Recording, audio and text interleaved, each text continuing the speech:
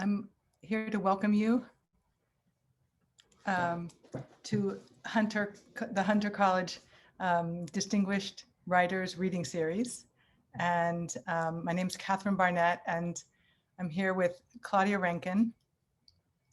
I was supposed to do this very brief introduction alone, and then at the last minute, I asked if Claudia could be with me, because actually for 20 years, she's been a deep interlocutor, a friend, an inspiration for me. And so the idea of just speaking into the void as opposed to looking into her face didn't seem right. And if you've read Just Us, which I really hope you have, you'll even understand more why I'm saying that and why having her with us, with me, with you in the face-to-face is so essential. So I just wanted to briefly introduce her. You probably know her accomplishments. She's the author of 5 books of poems, at least 3 plays, film. She's done dance she's choreographed dance performances. We're here to celebrate the publication of Just Us, which was just published in September, and comes at a very crucial time for us, where the plea of the book, the urgent, it's not a plea, the urgent message of the book is to try to engage in deep conversation and not be scared of conversation. And that has animated possibility in my classroom, across the country. I hope among us here tonight. I just wanted to tell a very brief story how I met Claudia. She taught, the only reason I'm telling this is because this is an MFA setting. I teach at Hunter in the MFA program. And I met Claudia when I was an MFA student 20 years ago. And somehow we became friends, not even exactly there, but she lived 20 blocks. It's all 20 years ago, 20 blocks. It's 2020, there's a lot of 20s. And she, a couple of weeks before I was supposed to give my own graduate reading, I told her, I bumped into her and I said I was anxious about it. And so she said, I didn't even know her that well. She said, well, come on over. You have to come to my house and practice. She kind of marched me over to her house, her apartment on 120th Street, pulled up a stool in the middle of her living room. And she and her husband sat there and listened while a very fledgling poet gave a reading. And since that moment, I have been dedicated to her. And it's been a dedication that has paid off, just in a million times.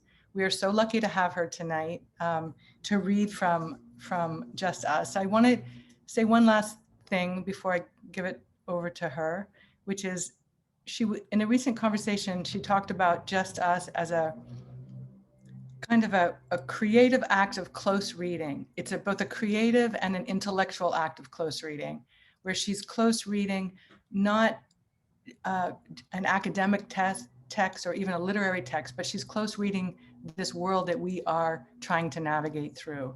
And the relationships and the encounters and the failures and the small, tender successes. And that idea of close reading, I think, has animated my students. It's animated me. I hope it animates you tonight. And please join me in welcoming Claudia Rankine.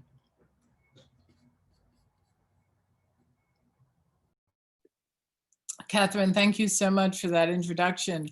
It is like being introduced by a family member. Catherine is one of my closest friends. She's one of my most important readers.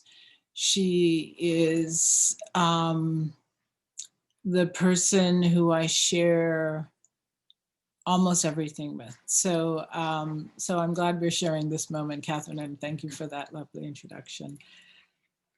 It's a real honor to be at Hunter. It's such an important and iconic institution in New York City and has produced some incredible writers, people who are friends of mine. So it is my honor. I'm going to start by reading a section from Just Us.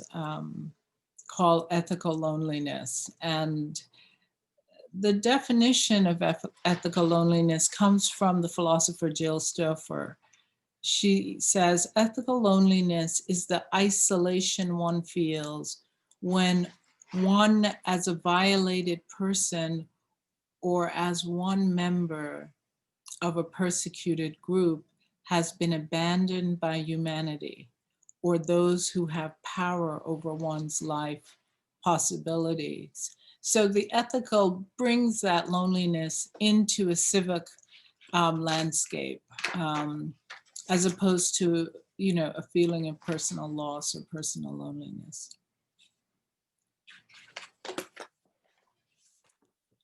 I go to see Fairview, a play by Jackie Sibley's Jury, with a white female friend. She's interested in thinking about whiteness. This play is interested in thinking about race. We are covered in all directions. Near the end of the play, the fourth wall is broken. A character asks the white members of the audience to get up from their seats and walk on the stage, which has been transformed into a beige living and dining room with a staircase leading to the second floor. Faces will be revealed, composure tested. Effort must be made to stay within the request of the play. The Black actor wishes the space of the audience to hold Black people in a way the world does not. The request is presented as a conditional. What if? What if the audience in this space of the imagination can enact something that doesn't exist in the world? Is the stage now a segregated space as the Black actors join the Blacks in the audience? Has center stage transformed into the front of the bus? Or is it now a whites only boardroom? In the moment, no one knows what really is being proclaimed. A white man in the seat behind me says, "This is fucked up." Nonetheless, he makes his way to the stage. The white woman I am with remains in her seat. I am getting tense. The playwright is a Black woman and I am a Black woman, and I want her play to have what it has requested, what I assume it needs. Is my identification with the playwright because she's Black or because she's a woman or because she's an artist? It's impossible to dissect. My tension begins to couple with a building resentment against my white friend. I feel betrayed by her. I am not the playwright. The playwright might think the success of the play depends on some white people staying in their seats. The playwright might be waiting for a Black person to get on the stage with the white people. None do. The playwright might want me to think her request is divisive and walk out of the theater, not a Black stage, not a white stage, but a united stage. The playwright might have calculated what percentage of the audience, white members of the audience, would not comply. Are my unbearable feelings a sign that I, a Black member of the audience, remain inside the play? The playwright might think, why are they listening to me? As more and more white audience members fill up the stage and people of color stay seated, will the stage hold all the white people? Or, and this is what is troubling me, the playwright might have said exactly what she wants to happen. I'm trying to listen to the actor speak the closing lines of the play, which it turns out are composed of quotes from famous Black writers, but all I can think about is my white friend's non-compliant presence in her seat. Why won't she do what was asked? I can't understand why she can't do such a simple thing. Why can't she see it matters? Does it matter? In a sense, in the sense that race matters, her refusal feels like an insistence on full ownership of the entire theater. Oh God, I'm beginning to feel pushed out of my own seat for the last minutes of the play, burdened by my association with her refusal, a moment of French shaman, perhaps. Taxi. I want to run. Away from what? An embodied refusal I can't help but see, and one that surprises me. My own mounting emotion in the face of what I perceive as belligerence, a friendship error, despite my understanding of how whiteness functions. I thought we shared the same worldview, if not the same privileges. Be still, my beating, breaking heart. When the play finally ends, I say to my confounding friend, I didn't know you were Black. She doesn't respond. Given the irritation in my voice, it's not a comment seeking a response. It's my performance of my own refusal to engage beyond the terms of the play. Her performance of resistance felt like no solidarity insofar as I, as a Black person, dropped away as the request of the play dropped away. She must understand the play's request is made in response to a world where Black people's requests don't matter. Why doesn't she recognize the moment as an offering of Black feminism? Though my friend and I are in the habit of checking in every few days over the next couple of weeks, we speak of everything but this day. Still, I can't stop returning to the image of her glued to her seat. She was 5 rows from the stage. Why does the memory continue to infuriate and perplex me? Why am I not able to read this moment? Why am I not able to stop reading this moment? Why am I unable to settle it down and file it away?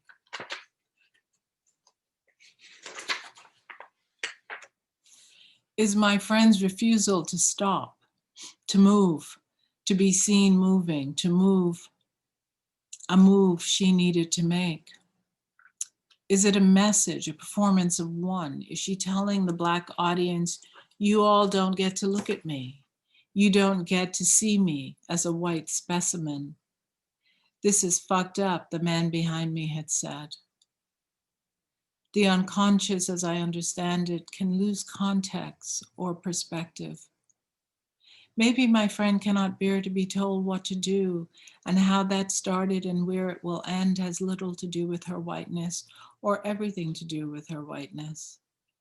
My perception of a blind spot around racial dynamics could lead to a larger discussion of white feminism and white entitlement. Maybe I'm only responding to her whiteness because the play constructed a scene around our unshared racial positioning. Maybe my own line of reasoning is such a stretch that it'll snap back and hit me in the face. Nonetheless, an incoherent sting lingers. I can't let it go. I won't let it go. Why do you care? I ask myself. And still I care about the architecture of my intimacy with this woman. From this moment forward, how easily will the pronoun we slip from my lips? I asked my friend, this white woman who speaks of understanding and empathizing with so much, why didn't you go onto the stage? She looks at me. Is there a pause? Time seems to gather the space of differences between us. She says, I didn't want to.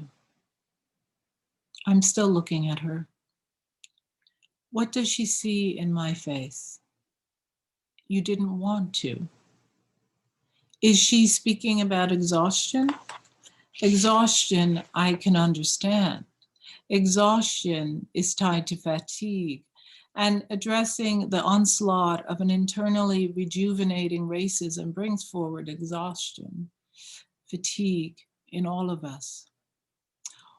Or is it this simple? I don't have to do what a Black woman tells me to do. I'm white. Can't you see that? I didn't want to.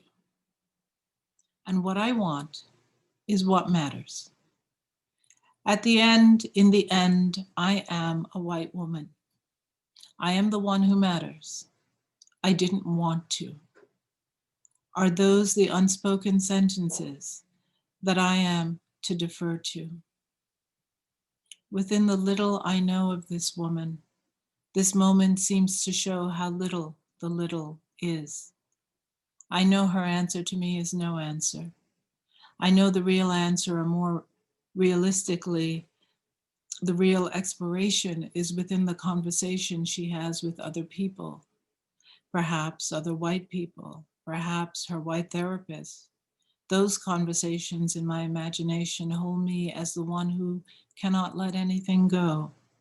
Anything like slavery, as if slavery hasn't morphed and adapted itself to our century through mass incarceration and institutional inequities, because of my own overwhelming sense of yes, ethical loneliness.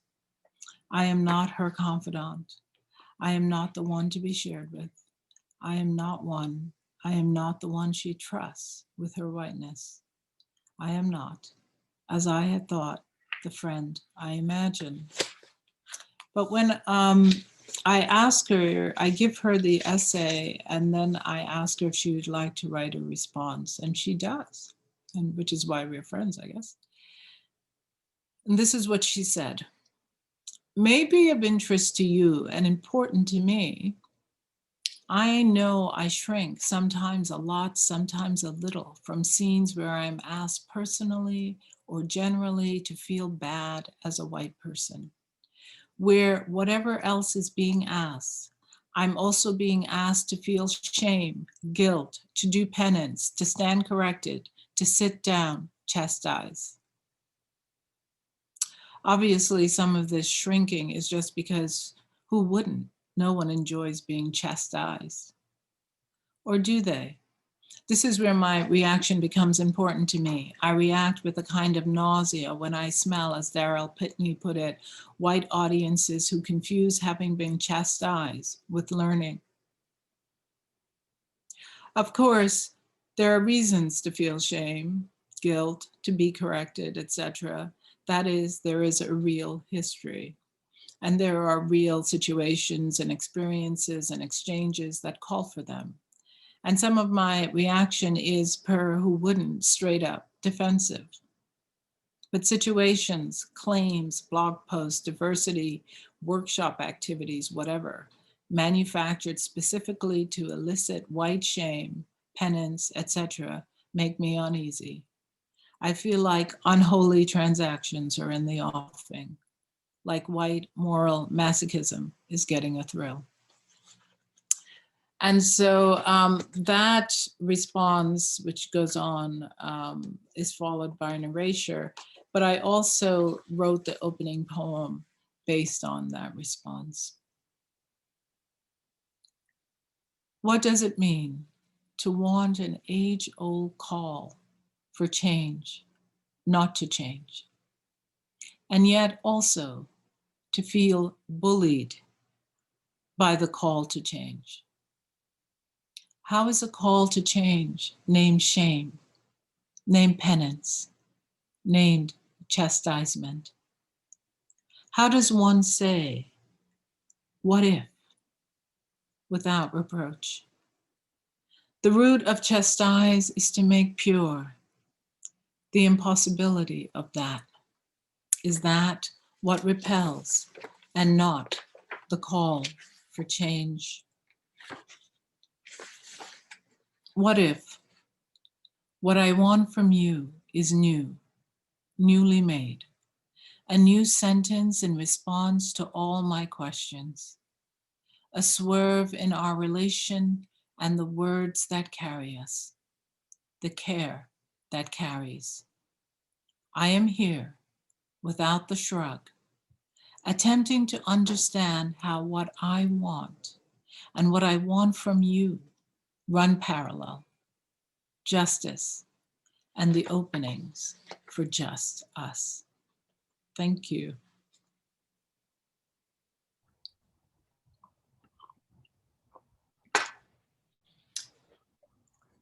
Thank you, Claudia. I love hearing the poem, and I love hearing the a little bit.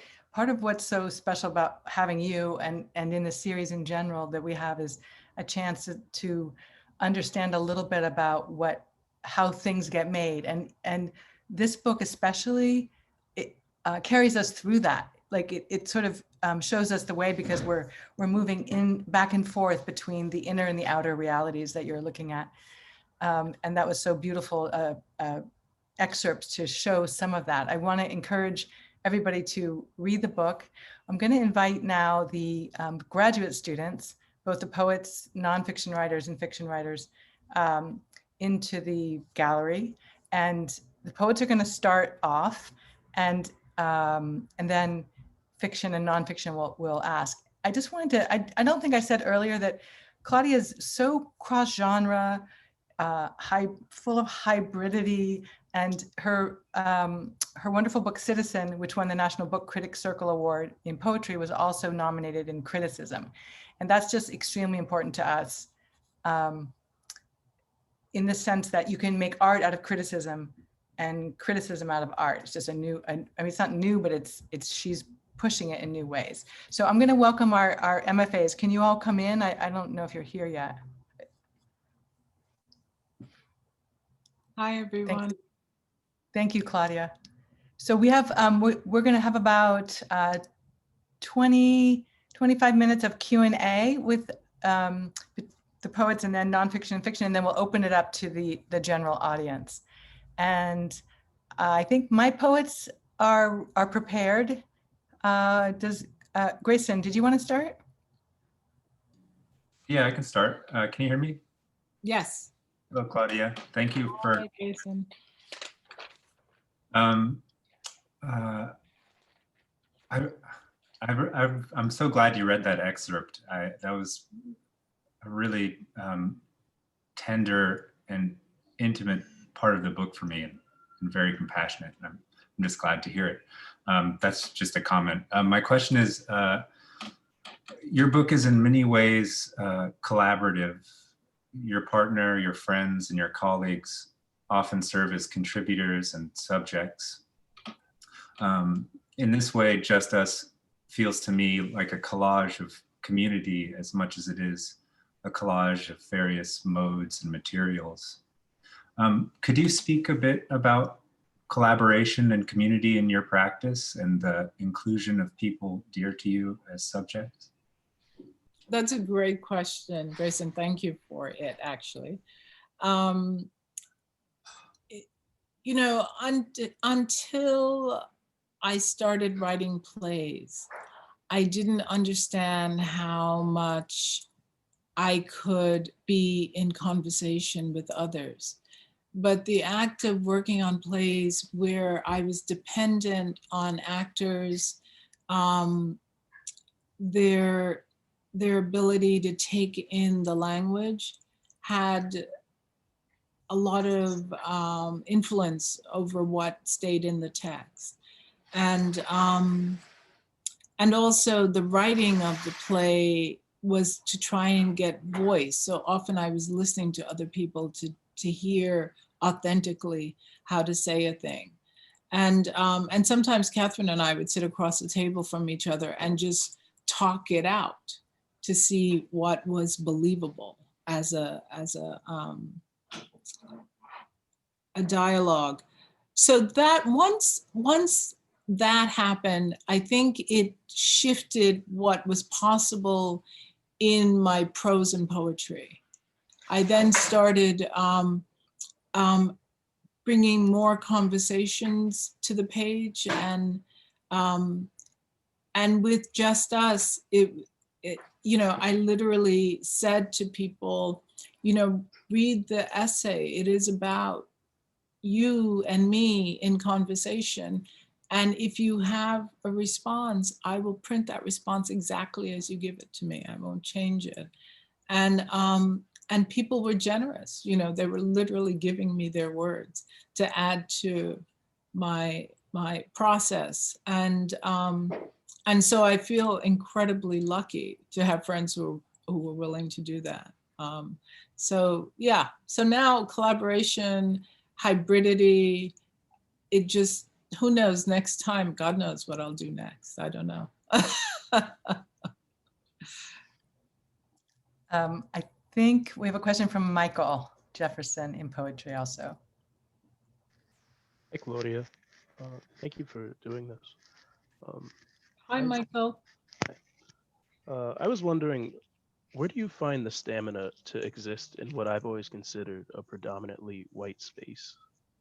Like, the longer I navigate along the space of poetry, I get more and more frustrated that my success is to an extent dependent upon a people who cannot fathom my experience and their exhaustive culture, where so many of them serve as gatekeepers who celebrate and praise those that only sound like them. Yeah, that's, you know, that is the case often, but the thing about poetry is I really feel like poetry is the democratic genre, and that you're in it because you have to be in it, and so you're going to do the work no matter what. And sometimes you know, I've had the most surprising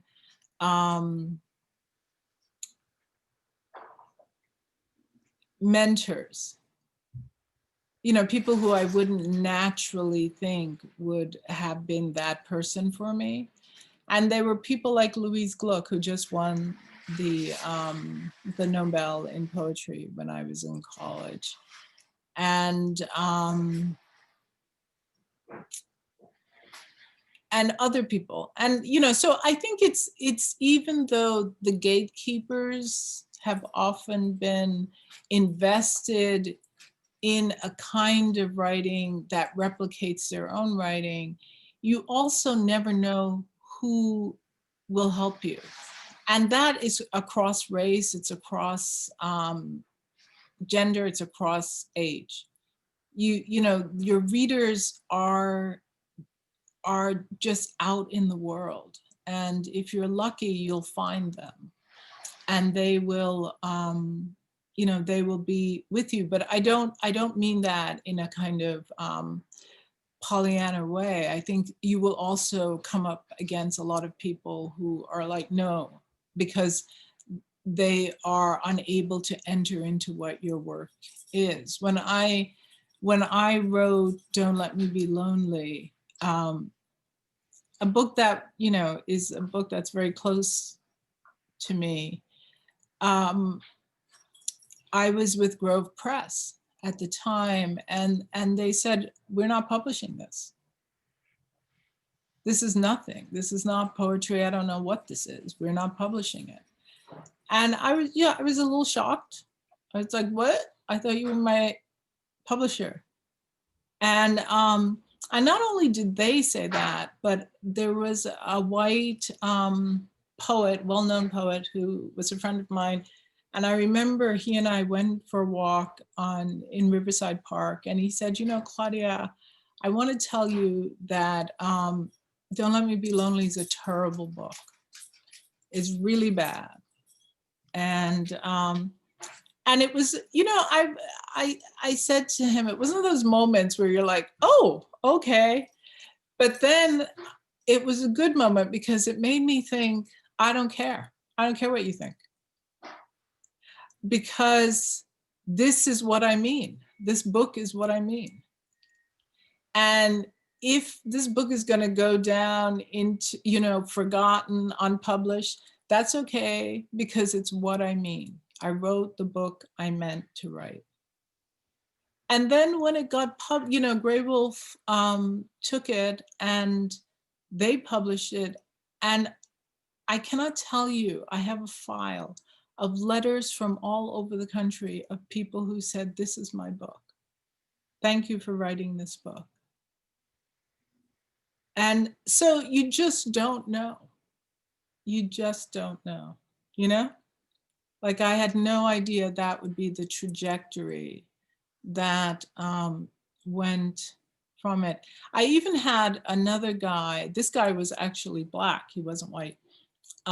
He was an editor at a journal, and he wrote to me and he said, can I, he had read my last book and liked it. And he said, can I have some new poems? And I sent him some poems from Don't Let Me Be Lonely. And he wrote back and he said, what do you think you're doing? These are horrible. And I was like, oh, okay. And then this happened in like February. And then in September or August, I got a letter from him saying, I was cleaning out my office and I came across those poems that I rejected. And I realized I made a really big mistake. So again, you don't know. So you got, when, people come with their feelings and their critique, they're coming with what they believe in the moment they say it. And that's why you have to believe more in your work, because sometimes it's just you and your work. So I hope that helps. But you have to still listen to me, Michael. Okay. We have 2 more questions from poets, and then we'll open up for the fiction and nonfictions. We have Lena wanted to ask a question. Yes. Hi, Claudia. Thank you for being with us tonight. My question is, oh, sorry. Oh, I just said hi. Hi. My question is, in your chapter, Tiki Torches, you refer to a time when students lit a cross on fire during a Black Union party at your college, and you mention a white female friend who'd witnessed the same event. When you ask her about it years later, she says she wonders if the people who did it regret their actions or were they cheering on the white nationalist movement. I was wondering how you reconcile with your white friends. How do you reconcile your personal friendships with their inability to understand racism structurally rather than as a character flaw? How does this reconciliation, whatever form it takes, fuel or inspire your creative work? Well, that friend, it's it's funny because I told you what in the essay, I tell you what I say to her, like, why do you think it was just like a momentary lapse in judgment?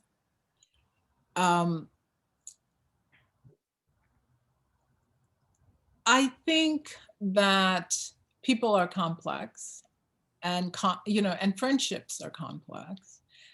And that particular friend, I'll tell you something about her. When I was an undergraduate at Williams College, the reason we became friends was I was in the library one day and I was standing on the second floor, and it was sort of like a balcony in the library, so you could see people below you. And I was standing there and I watched her walk across the hall where they had posters and things put in, stuck up about meetings and things like that. And she pulled down every one of the posters that had sort of sexualized images of women. And I was like, what a fucking badass, like, wow, like that moment for me. So what she brought to me in our friendship was a kind of empowered feminist orientation in the world. And she continues to bring that, it's who she is. She has not thought a lot about racial issues.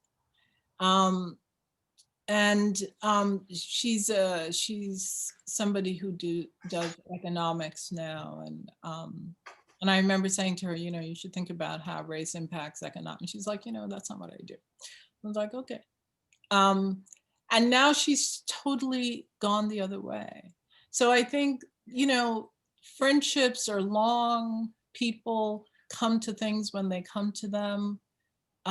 If you value the people in your life, no matter who they are, as long as they're not being disrespectful to you, I think you can wait it out. You know, you can have those conversations. And now she says to me, you know, the thing that she didn't think about was why the people who were, you know, when she left that party and saw the guys put the burning cross, she reported it, and then they brought her down to a basement and showed her all these pictures of students. And she said, you know, I never thought until now that the reason they were showing me those particular students was because they must have done other things. That it wasn't just a single incident. And I got the FBI files from that cross burning. And the two men who were, I didn't put this in the book because I didn't want them to sue me, but the two men who were people of interest are both now, one is an attorney general and one is a judge. And that is fucking scary to me. But that's, you know, and it in a way explains why things that are happening are happening. I mean, there is some slim chance that they might have changed, but I would say slimmer than slim. So, you know, I think that the ability to have the conversation is the first indication that a negotiation and a management of these issues can happen. So you know, that's why I stay in these friendships, because if I can have the conversation, then things can, you know, I can manage the differences, because I'm not trying to make people into me. I'm just trying to be able to have a process with them that allows me to be me and to broaden the knowing of what is between us, if that makes sense. I think, Lola, you were going to ask a question, but let me open it to the fiction and nonfiction, and then we'll come back, and we have a few questions already in the Q&A. We'll come back, Lola, if we can. I hope we can. So I don't know you all. If you want to ask a question, just put your literal hand up, or you can put the icon up. I think Julia has her hand. Okay, Julia, thank you. Claudia, you can just call, that would be great. Julia, yeah, thank you. Hi, Claudia. Thank you for being here. Hi, Julia. So I'm in the fiction program, but I'm also a playwright, and was actually a playwright first, and have spent something that I am a little bit obsessed with is kind of the difference in intimacy and managing audience versus reader experience. You know, something like theater that's happening in real life in one sitting with a group of people all breathing at the same time, versus something that is consumed privately, you know, maybe asynchronously. Anyway, so I'm wondering how or if you think about registers of intimacy in your work, and how that maybe comes up for you. That's all I think about. You know, people like to say, oh, you write, I'm always like, what? You write about race. I mean, I do write about race, but I don't. I write about intimacy. And all of my projects have to do with registers of intimacy, to use your terminology. It's sort of how close can I get to you? You know, in Don't Let Me Be Lonely, I talk about the word here, H-E-R-E. And I love that word, because it's a word that says, I am here, I am present, and here, I am here for you. I'm going to hand myself over to you. And what are you going to do with that? You know, in Citizen, Judith Butler talks about how language is wielded against another. And that can only happen if you are intimate with somebody. The impact is greater the closer you are to the person. The injury feels deeper, longer, harder. So I think that's my project. It gets mediated through history and through race, because those are and gender, because those are dynamics that I have to negotiate every day. So they're there, but the pieces are about intimacy.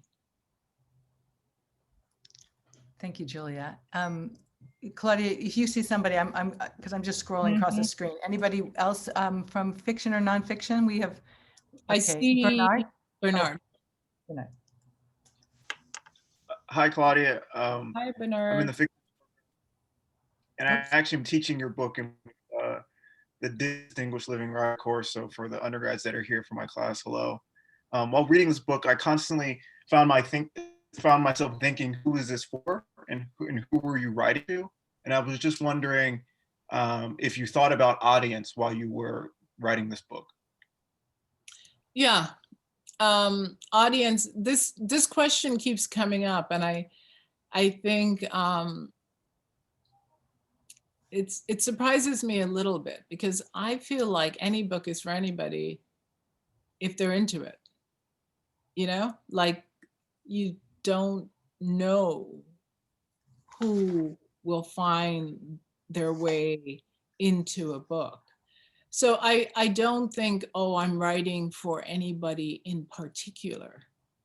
I'm writing for the person who is interested in this book.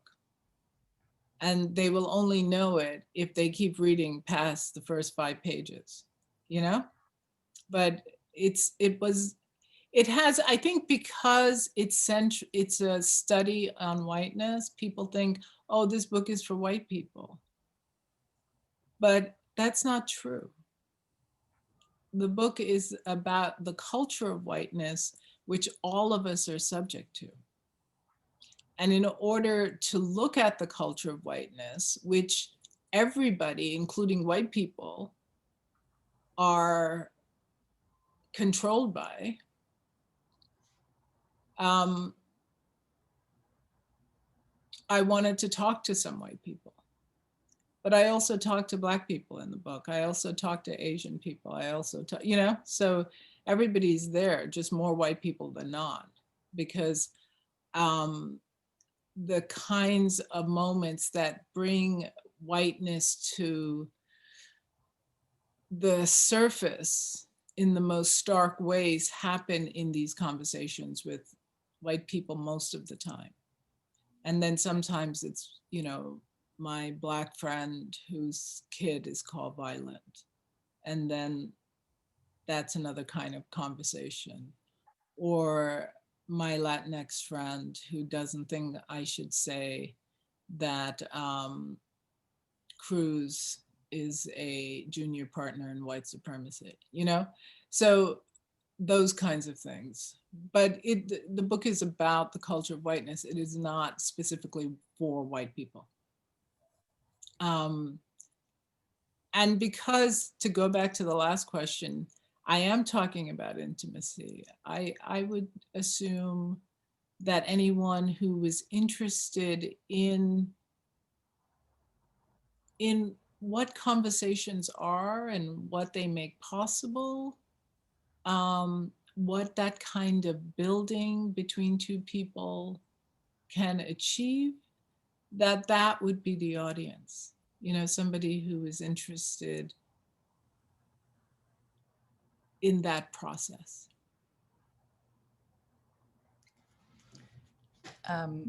Do we have another question before we turn to the audience? We maybe have time for one more question. Lola, wait, Lola, are you still there? We have Lola and Kate. Let's go to Katie and then Lola, and then we'll go to the Q&A. Because Katie, did you have your hand up? Yeah, and then we'll go to Lola. Hi, Claudia. This was such a pleasure to read, and I'm also teaching this book to undergrads who are hopefully here as well. And I just wanted to hear about the process for you in making the sort of citations, the commentary on the left side of the page a part of the book. It's so thrilling when the book ends, and I don't want to ruin it for anyone who hasn't read it, that it doesn't end where you think it ends, of course. Like there's a long passage in a smaller font that just kind of like, for me, like opens up even more possibility than the book already has in terms of conversation and vulnerability. And so I just wondered how you imagined it and how those that commentary factored in and how it developed for you in the making of it. Thank you. The book was really a response to the moment. You know, we're in a moment where the idea that history happened is a question mark, that science is real is a question mark. And also there's a way in which a lot of white male poets have accused me of not writing poetry, but sociology. And so I thought, I'm going to bring some sociology. You want to see what sociology really looks like? I will bring you some so you can see it. And so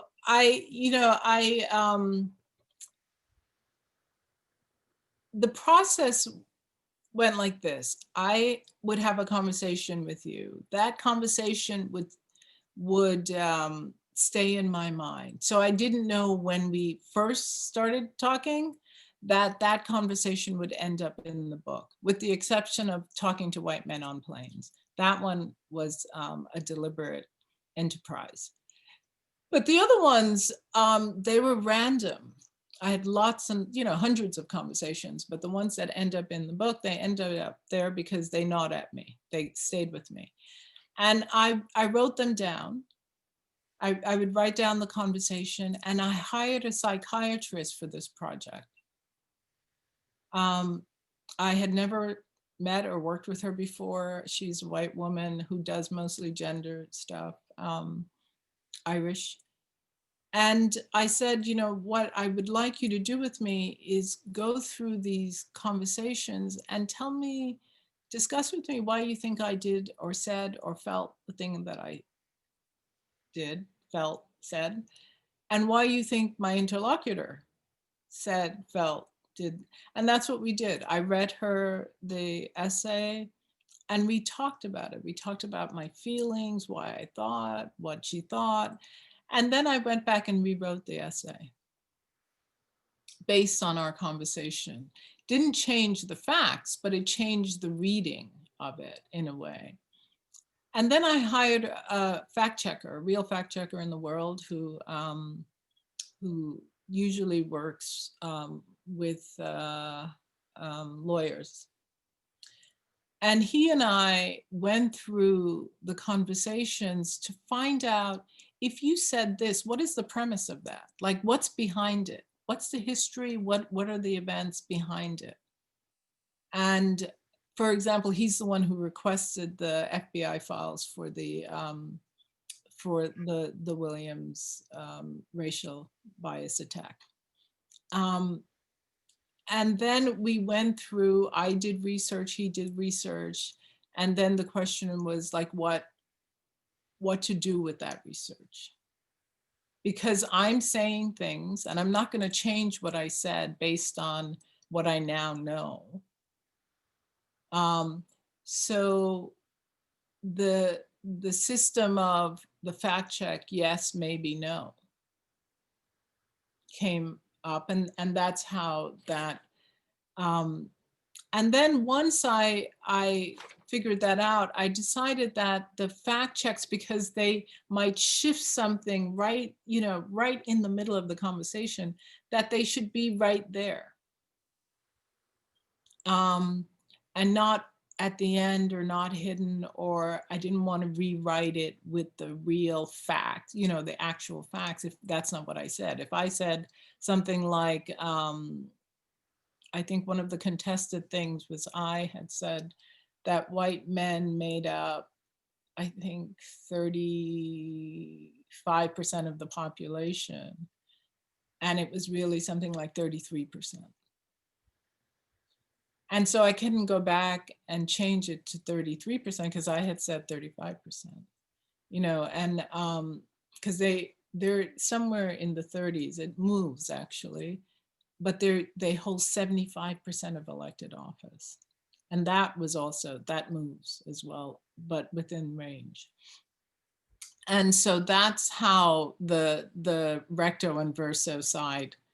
And then once I had the fact checks, I thought it would be interesting to also put tweets, and because of how much tweets play in our current situation under our sitting fascist president.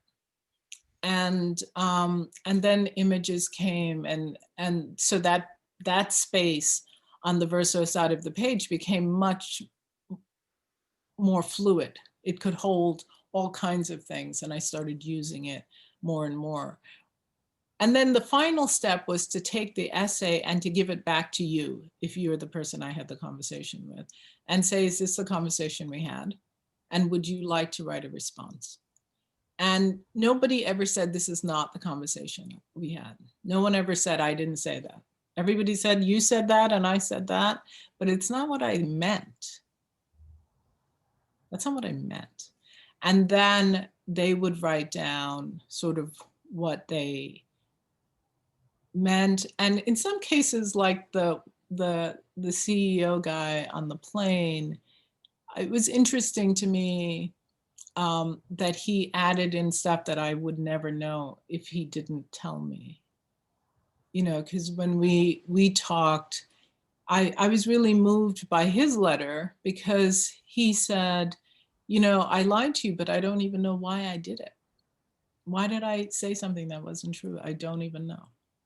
And I found that very moving. I also found moving the fact that he took the time to do it. He's the only person who we shortened his response, only because he is the CEO of some big company and he didn't get it back until the very last minute. And so we had allotted a certain space for him. And so we had to sort of cut off the first paragraph and just put in, which just sort of said, yes, I met Claudia on the airplane and we had this conversation. So that was the process. I'm going to just step in for a minute and turn over to some of the questions in the Q&A, and we may have time. I don't think we will, but maybe to come back.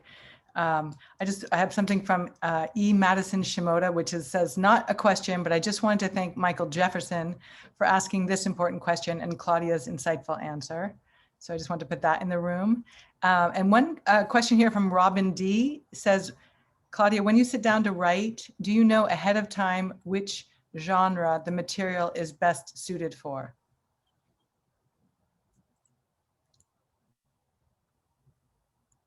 Yes, I think so. I think because when you finally sit down to write, you've been thinking about something for months.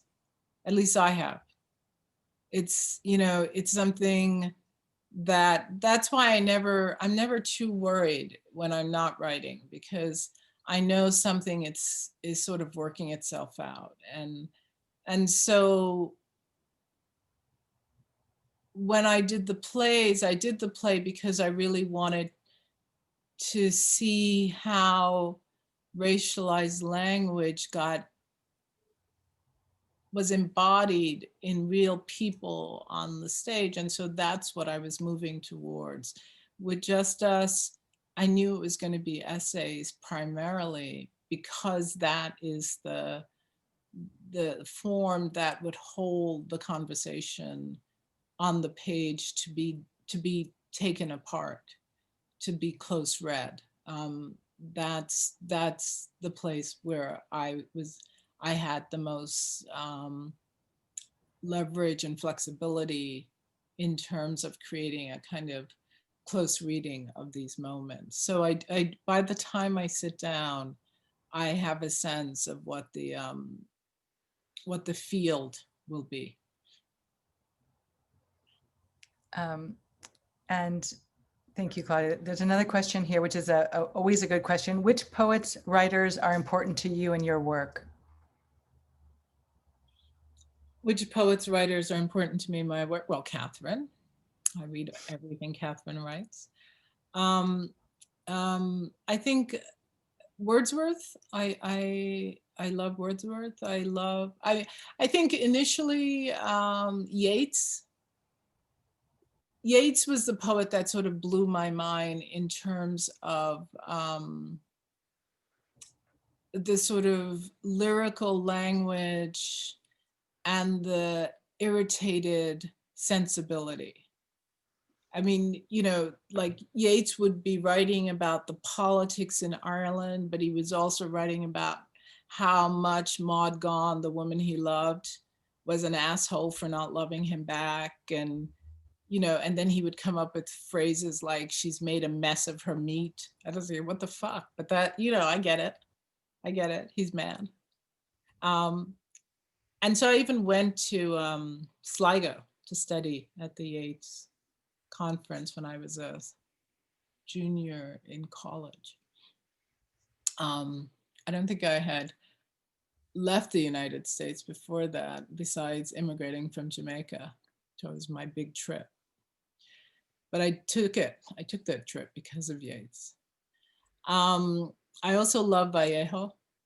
There are blows in life so violent I can't answer, blows as if from the hatred of God, as if all the black waters of the world were backed up in the soul, and, you know, and that image of a toilet, the soul being a toilet. I love that. You know, it's like that moment when you understand the backing up as a backed up toilet. So I love Vallejo, and Emily Dickinson is somebody I really, really love. In terms of contemporary poets, Terence Hayes, what he does in terms of form is always exciting to me. I read his work a lot. Who else? Louise Gluck. She was my undergrad teacher, and her work I have read all along. I mean, this is a smattering that just comes to mind now, but there are tons of others. Teresa Cha is somebody whose work I like. Layla Long Soldier, Noir Al-Sadir, lots of people. Because of the mention of Glick, one of Lola had two questions, and one of them refers to an essay I had assigned from her book, Proofs and Theories. Lola, would you mind asking that? Are you interested to ask that question at this point? Does that seem good for you? Sure, yeah, that's great. Yeah, hey Claudia. Yeah, we, Catherine mentioned we read her essay on sincerity. And in that essay, she says, at the heart of a great poem will be a question or a problem. She says, poems themselves are like experiments, which the reader is freely invited to recreate in his own mind. And your book is full of questions, and it's presented in a form that's unlike any I've ever encountered. So I was wondering if you believe that poems and perhaps even essays are like experiments. Well, I've always thought of them maybe not as experiments, but as line of inquiries that don't necessarily need to be resolved, that they're opportunities to explore something without the need to resolve them.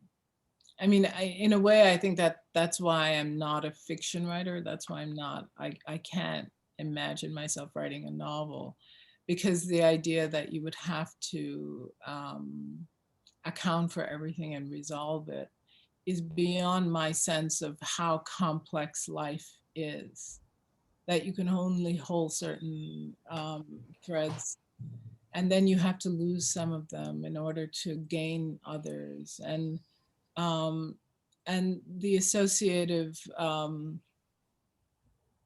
mechanisms of poetry and the lyric feels much more natural to me as a way to circle a subject rather than an arc towards resolution in any way. Thank you. Thank you. Yeah. I didn't mean to interrupt you, Claudia, if you had anything. No, I was just thinking of Louise. You know, Louise has continued to be a reader of my work. If ever I am working on something, I'll shoot it to Louise. I'll say, what do you think? And one of the things I love about her is she doesn't convince herself of things that she's not convinced of. You can't get her there before she gets there. And as a reader, that's a really great gift to give to another person. We're pretty much out of time. Does anybody in the room here have a burning question that I'm just trying to see if any hands. I think we maybe should unmute ourselves, and there are some other questions in the Q&A, but actually a lot of them were indirectly addressed about revision, and you talked a lot about that and about conversations impacting your process. So I feel we've covered such a wonderful range, and I could see, I don't know, Claudia, I don't know if you all are on speaker view, but I'm on like gallery view, and the faces that are of attention listening to you, and I see my beautiful students, and I can feel how much they're getting. So thank you so much, Claudia. Let's unmute ourselves. Give a hand to Claudia. Thank you all so much. I really appreciate the attention to the work. So thank you very much, and happy Thanksgiving, and wear your masks and be safe and social distance and have conversations. Build something between you and another person. Have a good night. Thank you, Claudia. Thank you. Thank you, Claudia. Thank Bye. you. Thank you, Bye. Claudia. Night. Night all. Night, Catherine.